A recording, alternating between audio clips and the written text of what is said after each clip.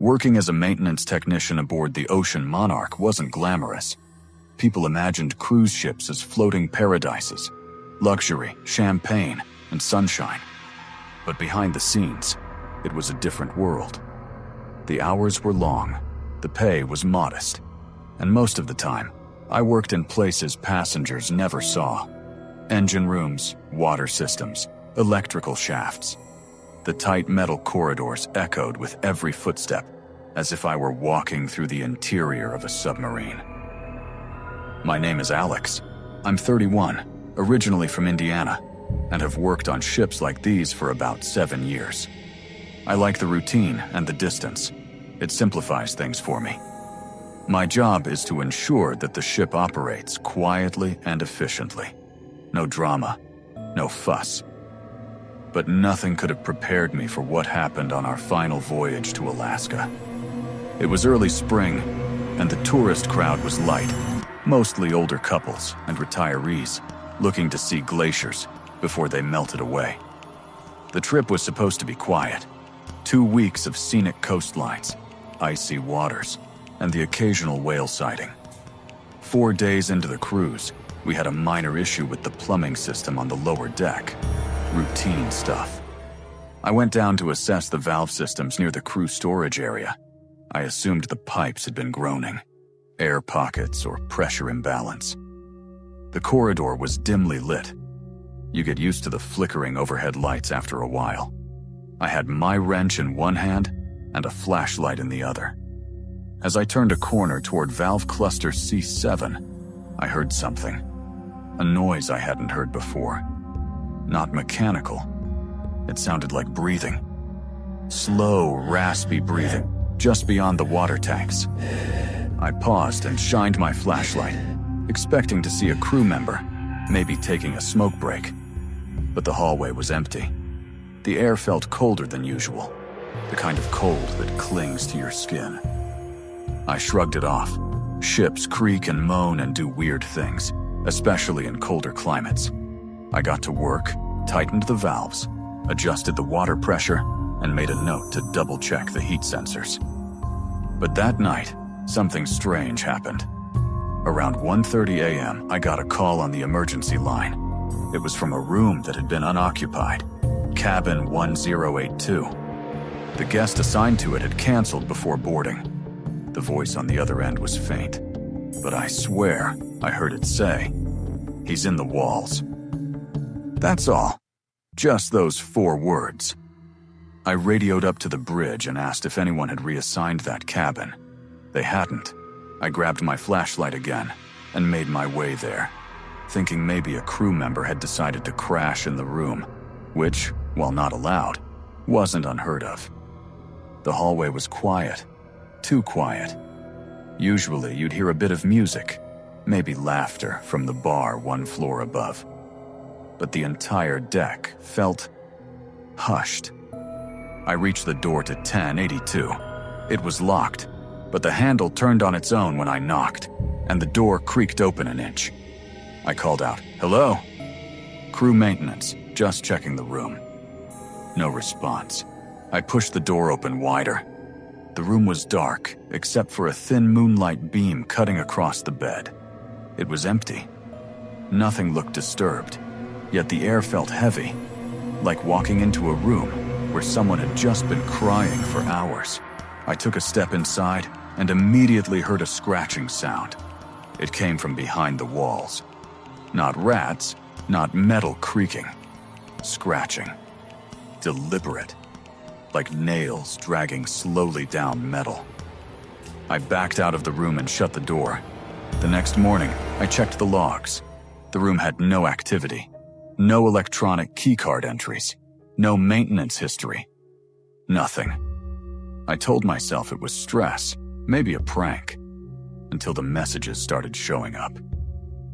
Scrawled into the condensation on the mirror in the maintenance locker, "He sees you."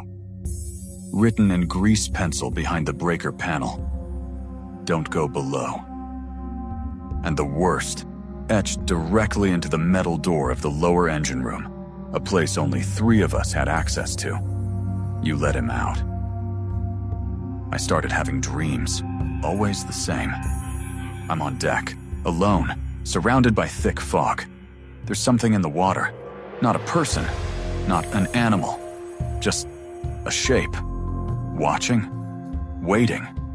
It wasn't just me. Another crew member, Laura from Food Services, came to me one night, pale as a ghost. She said she saw a man standing in the walk-in freezer, naked, eyes black, smiling. When she screamed, he didn't move. When she ran to get help, he vanished. We searched, found nothing. But I believed her. More incidents followed. A passenger claimed her husband disappeared from their cabin in the middle of the night. The cameras showed nothing. No one entered or left the room. One of the cooks heard whispering from the grease trap. He quit the next morning. The ship felt wrong, like something was leaking into it. Not water. Something older. Hungrier. The final straw was when I got called down to Deck 0, the cargo hold. One of the fire sensors had tripped. When I got there, it was pitch black. My flashlight flickered, then died. And in that moment of complete darkness, I heard it again. Breathing. Not mine. Not human. It was behind me. I ran. Didn't look back. Didn't stop until I reached the stairwell and climbed 4 floors without thinking. I didn't file a report. What could I even say? The cruise ended 3 days later. I left the ship at the port in Seattle and never went back. I got a job on land, smaller hours, less pay, but safer. The Ocean Monarch was sold 2 months later. I read online that the buyer backed out. The reason? Structural issues below Deck 0. Of course, no one officially talks about it, but I still think about what we let out. What was already there, sealed deep in the cold belly of that ship. And sometimes, when I hear creaking pipes or a sudden temperature drop, I swear I listen to it again. The breathing, low and slow, like it's still waiting for me, somewhere in the dark. Before we dive into the next story, if you're here for the first time, please consider subscribing to our channel and clicking the bell icon so you won't miss any of our upcoming stories. Your support truly encourages us and helps this channel continue to grow.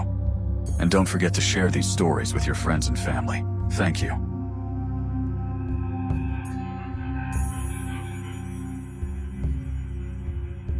Working as a nurse at a small, private retirement home wasn't supposed to be this unsettling. When I first joined the staff at Evergreen Pines, I was excited. It seemed like a peaceful haven for elderly residents to live out their final years comfortably. The building itself was an old mansion surrounded by tall pine trees, tucked away in a quiet part of the city. It had a charm, and I felt I was making a meaningful difference.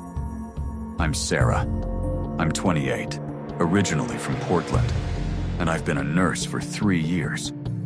I wanted to know what to expect when I started this job. I'd been through the ups and downs of hospital shifts, witnessed the fragility of life, and had enough to harden my heart to the struggles of the elderly. But at Evergreen Pines, it was different. The residents were quiet, too quiet sometimes. Most of them were pleasant, but a few were always off.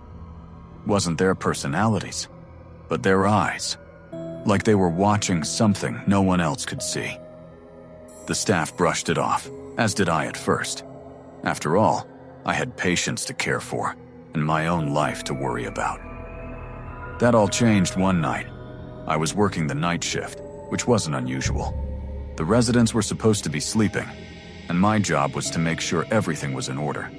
Administer medications, check vitals, and provide comfort where needed.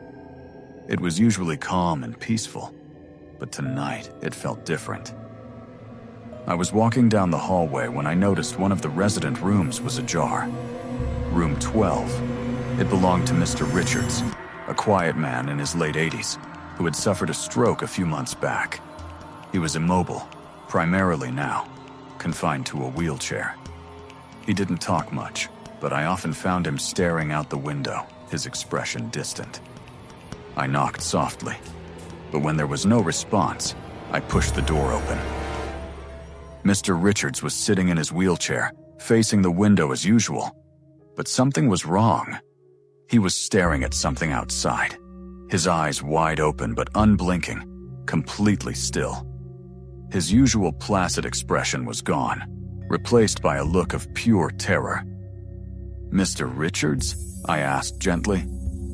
He didn't respond. I moved closer to him, placing a hand on his shoulder. "Are you all right?" That's when I saw it. From the window, I clearly spotted a figure standing in the shadows, hidden among the trees in the garden below.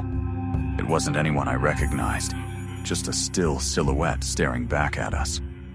Despite the warmth of the room, a chill hung in the air. Something was off, and it was impossible to shake the feeling. "Mr. Richards?" I tried again, my voice shaking slightly. But he remained silent, his gaze fixed on the figure outside. I turned to check the hallway to ensure nothing was out of place. But when I looked back at Mr. Richards, I saw something that made my blood cold. His eyes were now locked on me, but his expression had changed. His lips were parted slightly, and he seemed to be trying to say something. I leaned in closer, straining to hear. "Do you see him too?" Mr. Richards whispered hoarsely, his voice barely audible. I froze. I couldn't speak.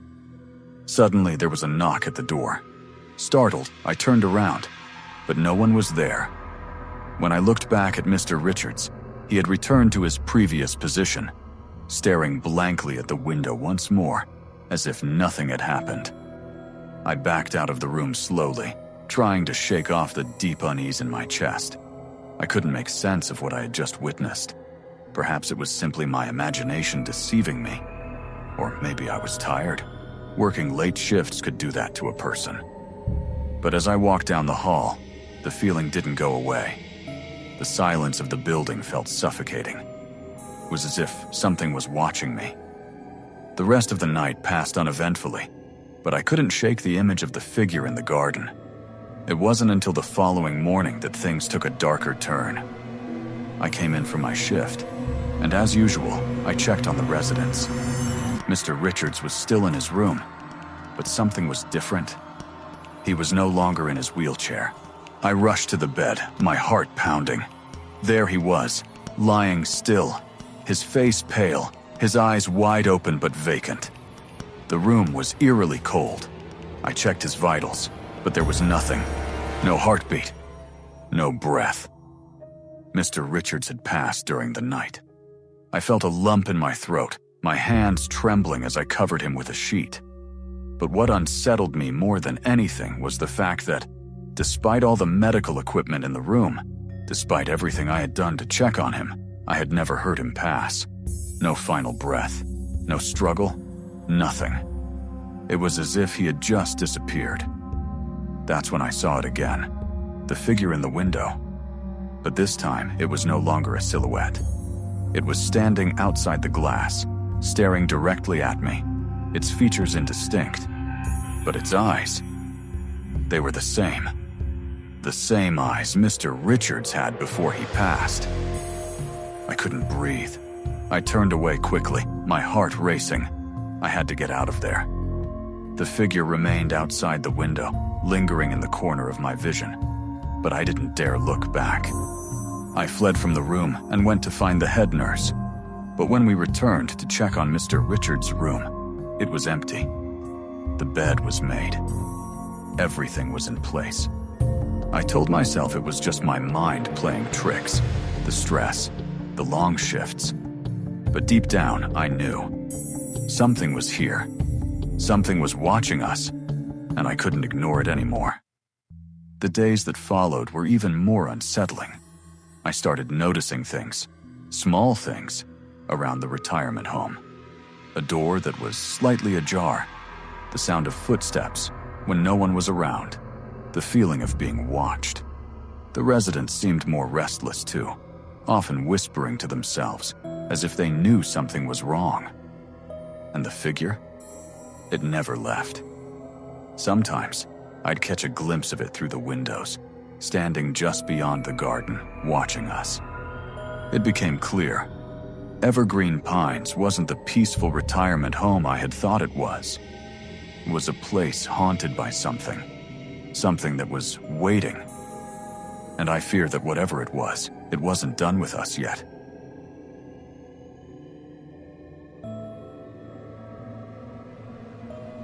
Working as a chef in one of New York City's most exclusive restaurants was everything I dreamed of.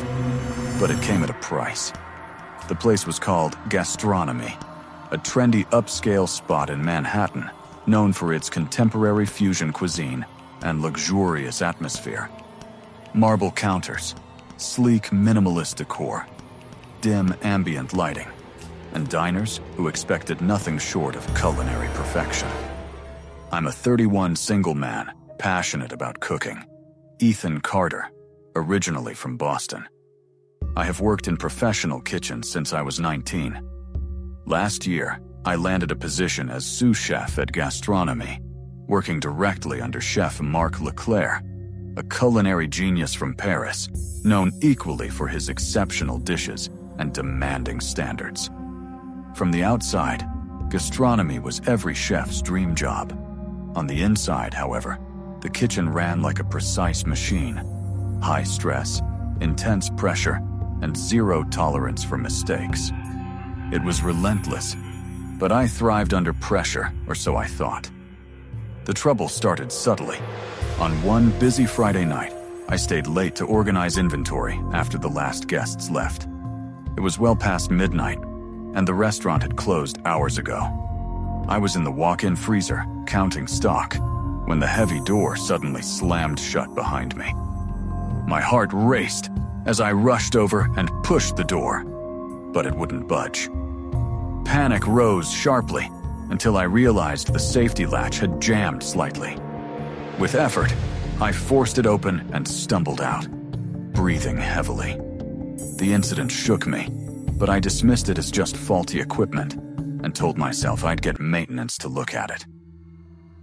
The following week, during dinner service, things got stranger.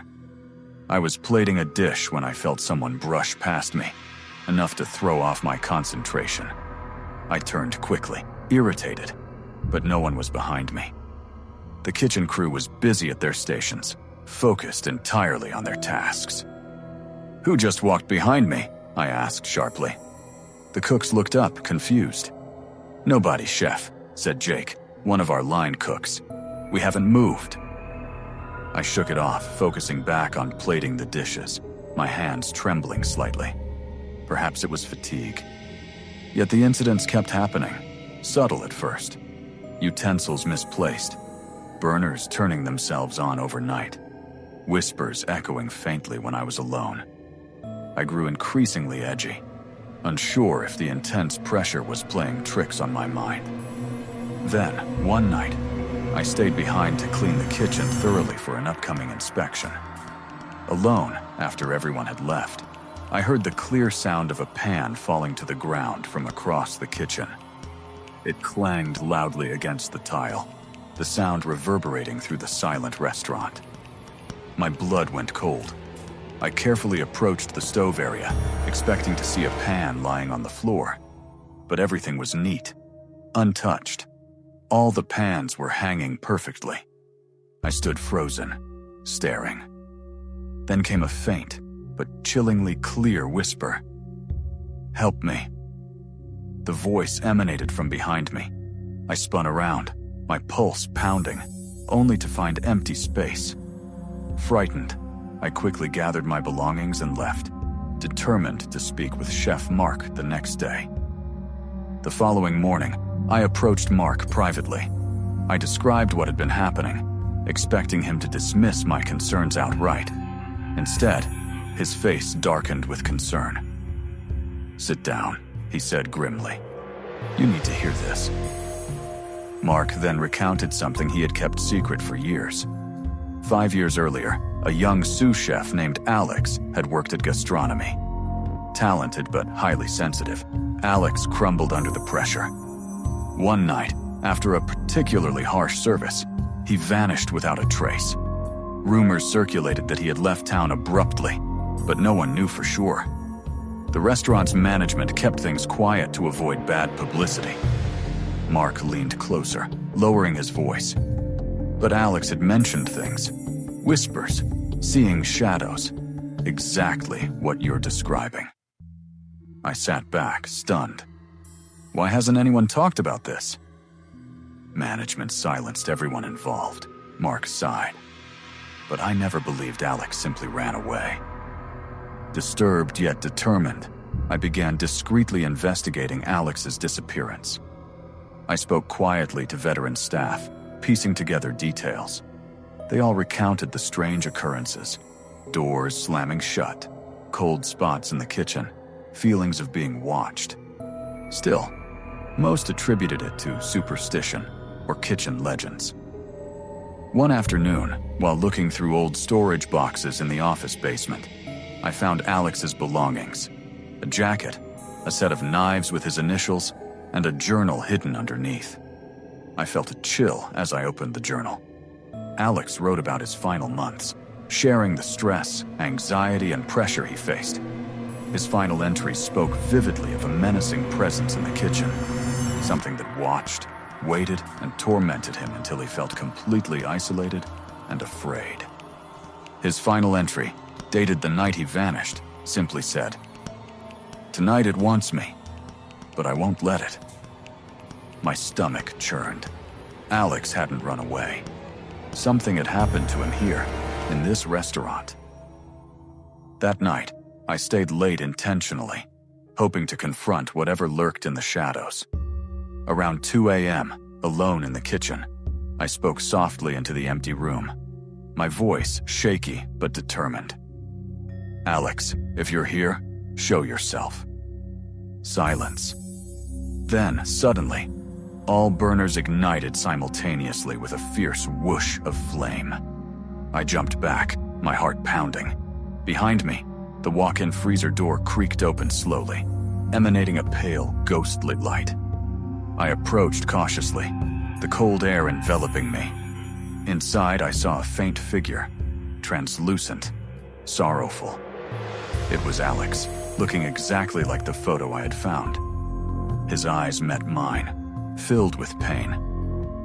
"He did this," Alex's voice whispered in my mind. "Mark." The apparition vanished instantly, leaving me breathless and confused. The next morning, I privately confronted Mark and revealed everything: the journal, Alex's ghost, and the accusation. Mark's expression hardened. "You shouldn't have dug this up," he said quietly, voice chillingly calm. "I didn't mean to harm Alex, but his weakness threatened everything I've built." I stepped back, horrified. "What did you do?" "He cracked under pressure, threatened to expose our practices, the shortcuts." "I couldn't allow that," Mark admitted bitterly. Realizing the danger, I turned to leave. Mark blocked my path, gripping a kitchen knife. "I can't let you leave now," he said flatly. In a rush of adrenaline, I lunged past him, running toward the kitchen exit. Mark chased after me, but as he passed the walk-in freezer, the door swung open violently, knocking him off balance. I seized the opportunity, pushed him inside, and shut the heavy door. I heard Mark screaming and pounding through the thick metal, but I didn't stop. I ran upstairs and called the police. The authorities arrived swiftly, finding Mark unconscious but alive. Evidence found in the basement, Alex's belongings, the journal, and records Mark kept, corroborated my account. Gastronomy closed temporarily as the investigation unfolded. Mark faced justice, arrested for manslaughter after confessing under pressure from investigators. After leaving gastronomy, I opened a small, cozy diner in Brooklyn called Second Chance, serving comforting, simple dishes. It wasn't fancy, but it felt right, free from stress and dark secrets. Over time, the diner became popular with locals, and I rediscovered my passion for cooking. One chilly autumn evening, as I was closing up, I noticed a familiar figure standing across the street beneath a dim street lamp. My heart skipped. It was unmistakably Alex, looking directly at me. His presence was peaceful, not angry or tormented. Slowly, he nodded a gentle acknowledgement before fading into the shadows. After that night, I never saw him again. But I understood his silent message clearly. I had given him peace by uncovering the truth, exposing Mark, and finally allowing him to rest. Perhaps I had given myself peace too. Mark went to prison, and gastronomy shut down, standing empty as a reminder of hidden cruelty. As for me, I moved forward, focusing on my new life. Some nights, memories still haunted me, but I'd whisper softly into the quiet diner. Rest easy, Alex. Your story has been told. Sometimes, the most terrifying monsters aren't ghosts or shadows. They're the secrets people keep deep in their hearts.